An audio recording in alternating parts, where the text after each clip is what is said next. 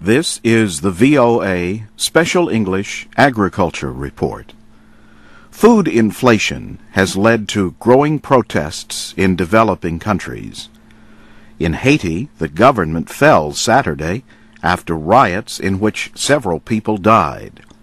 Some rice-producing countries have cut exports to protect their own supplies. World Bank President Robert Zoellick said last week that rice prices have risen around 75% in just 2 months to near historical levels. Wheat prices have risen 120% in the past year. Farmers are planting more wheat and rice, but population growth is raising demand. So is the use of food crops to produce biofuels.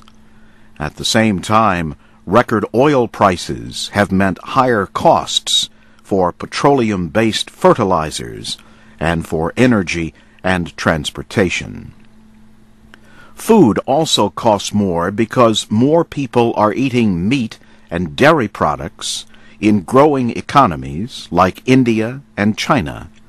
More grain is going to feed cattle. Weather has also pushed up prices.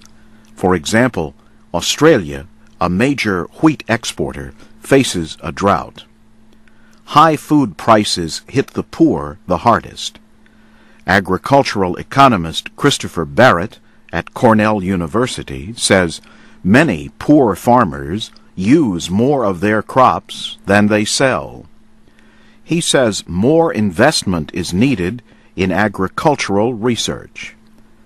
What is needed, says another expert, Gerald Nelson at the University of Illinois, is another green revolution to increase productivity.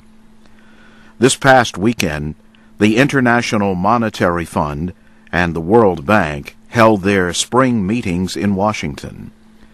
The bank president said hunger, malnutrition, and food policy were a central issue.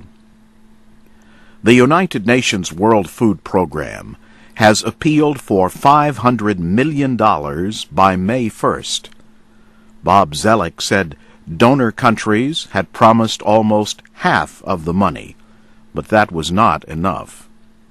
He said a doubling of food prices over the last 3 years could push 100 million people in low-income countries deeper into poverty, and that could hurt future generations.